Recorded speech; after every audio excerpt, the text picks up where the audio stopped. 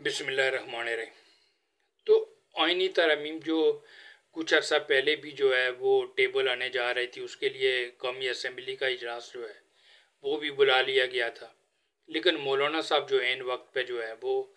आइनी इन तरमीम के साथ जाने से उन्होंने इनकार कर दिया, जिसकी वजह से जो है ये तरमीम टेबल ना हो सकी। लेकिन अब जो है वो इन आइनी तरमीम के लिए जो है वो मतलूबा तादाद जो है पूरी कर ली गई है। तो क्या मौलाना साहब जो है वो इसके लिए तैयार हो गए हैं? तो ऐसा हरगिज़ नहीं है कि मौलाना साहब के बगैर ही जो है ये मतलूबा तादाद पूरी कर ली गई है। और उसके लिए जो पीटीआई है उसने अपनी खिदमात जो है वो पेश कर दी गई। तो जब मीडिया पे जो के चीफ एग्जेक्टिव हैं अली अमीन गंडापुर, उसके अगवा गुमशुदगी की और गिरफ्तारी की जो है ना मीडिया पे खबरें चल रही थी,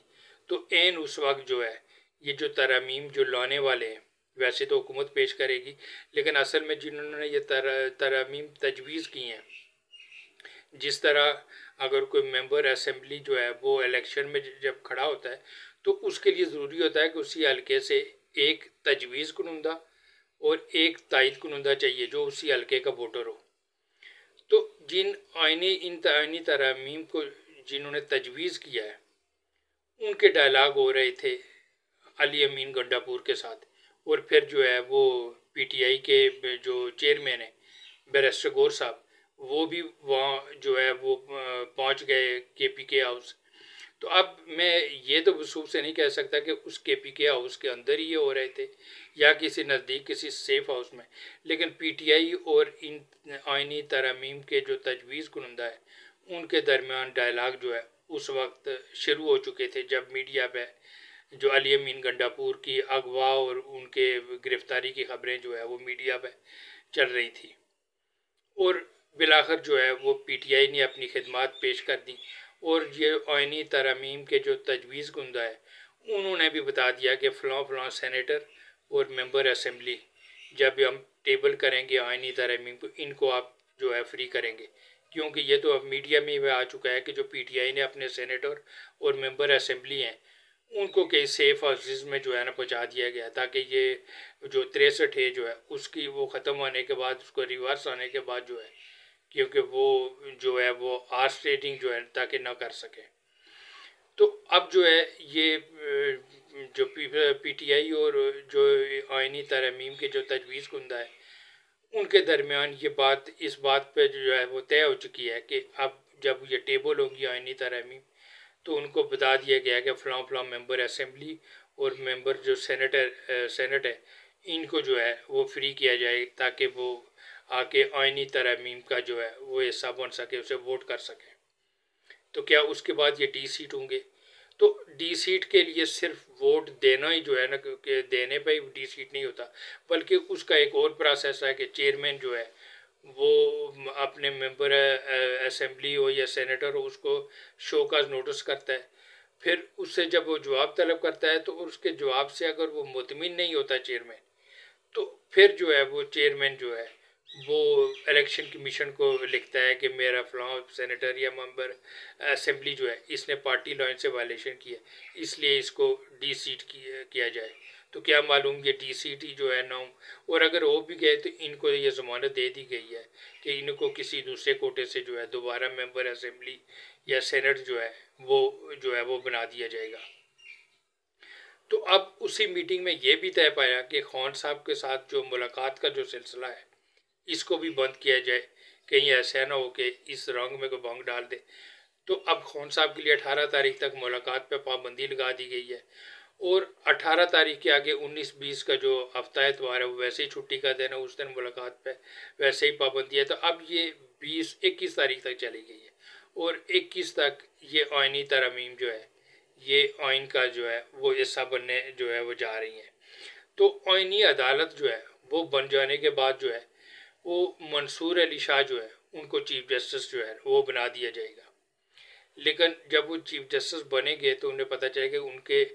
जो है ये आइनी अदालत बना देने के बाद जो है उनके दांत निकाल दिए गए,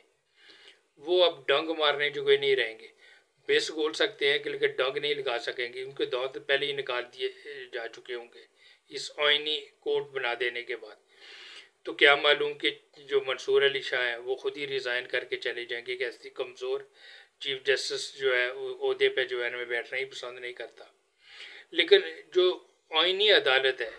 जिसके लिए ये बयानिया ये मीडिया में ये बयानिया बनाया जा रहा है कि ये सारा कुछ जो है ये सारा स्टेज सजाया ही इसलिए जा रहा है, ये आइनी तरमीम की इसलिए जा रही हैं कि काजी फायज ईसा को जो है वो चीफ जस्टिस बनाया जाए। तो ये असल में जो आइनी तरमीम जिन्होंने तजवीज़ की हैं उन्होंने ये मीडिया को ये बयानिया दिया है कि इसको ज़्यादा से ज़्यादा फैलाया जाए, इसे मीडिया हाइप दी जाए, ताकि ऐन वक्त पर जब चीफ जस्टिस बनाने का वक्त आए इस आइनी अदालत का, तो कोई तीसरे चौथे या पाँचवें नंबर से उठा के किसी जज को चीफ जस्टिस बना दिया जाए और ये बयानिया जो है धड़ाम से नीचे आ जाए और वो चीफ जस्टिस सबके लिए काबिल कबूल हो जाए। तो ये जानबूझ के ऐसा फैलाया जा रहा है, जो ये कहा जा रहा है कि जी ये फ़ायज़ ईसा के लिए बनाया जा रहा है, तो ये तजावीज़ फ़ायज़ ईसा के लिए नहीं आ रही। ये जो तजावीज़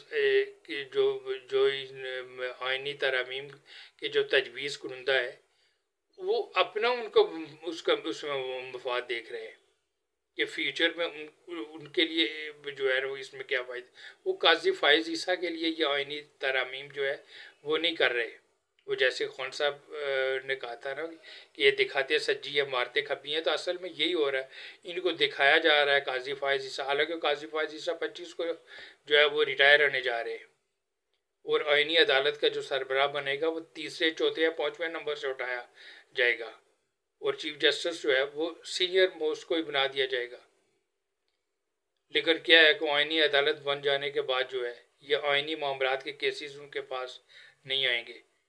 और ये नहीं होंगे तो वो चीफ जस्टिस किस नाम का, क्योंकि हमारे चीफ जस्टिस जो है वो तो इन आइनी मामलात से बाहर नहीं आते, इन्हीं में घुसे रहते हैं, क्योंकि इसमें और या तो फिर मल्टीनेशनल कंपनियां हैं, लंबे हाथ लंबे खाबे। तो आइनी अदालत बाहर हो जाने के बाद जो है वो मंसूर अली शाह को क्या मिलेगा, वो जनरल पब्लिक के केसेस, तो क्या ये केसेस वो निपटाएंगे। तो ये असल में जब इनके दांत निकाल दिए जाएंगे तो फिर मैं नहीं समझता कि ये जो चीफ जस्टिस जो है वो मंसूर अली शाह चीफ जस्टिस के ओहदे पे जो है ना वो रहेंगे, वो मे भी खुद ही जो है रिज़ाइन करके जो है चले जाए। लेकिन अब जो पीटीआई जो ये आइनी तरमीम की जो खिदमात पेश कर रही है तो ये भी ऐसे तो नहीं कर रही है, इसके लिए भी जो है वो फ्यूचर में ज़ाहिर है कुछ ना कुछ तो इनके लिए भी रखा गया होगा। तो ये जो आइनी तरमीम का जब ये सब आइनी तरमीम जब ये आइन का हिस्सा बन जाएंगी तो उसके बाद जो है आप देखेंगे कि ये पीटीआई के लिए जो है इसका जो है ना वो फ्यूचर में इसको इसके रिज़ल्ट जो है ना मिलेंगे। और मौलाना फजल रहमान जो है वो अब बिलावल भुट्टो की जिम्मेदारी है कि जिन आइनी तरमीम के साथ वो जाना चाह रहे हैं, जैसे आइनी अदालत है, ये दूसरी एक दो तरमीम है, वो तो मौलाना साहब भी कह रहे हैं कि इन तरमीम तो हमारी पार्टी भी जो है इन तरमीम को लाना चाह रही है। तो उन तरमीम में मौलाना साहब भी जो है वो आइनी तरमीम का हिस्सा बनेंगे और जहाँ नहीं होंगे वहाँ पीटीआई के सेनेटर मेंबर असेंबली जो है उनकी खिदमत जो है हासिल की जाएंगी और इसके बदले में जो है वो फ्यूचर के सेटअप में जो हुकूमती सेटअप है उसके लिए पीटीआई के लिए भी कुछ ना कुछ जो है वो रखा जा रहा है। इस पर मैं अगली वीडियो पे जो बात करूँगा, लेकिन एक बात वसूल से कह दूँ कि काजी फायज़ ईसा 25 अक्टूबर को जो है वो जा रहे हैं और आइनी अदालत जो है इसका चीफ जस्टिस वो नहीं बनने जा रहे हैं। ये जो मीडिया पे हाइप दी जा रही है ये ऐसे ही है जैसे वो खान ने कहा था कि दसने सज्जी तो मारने खबी।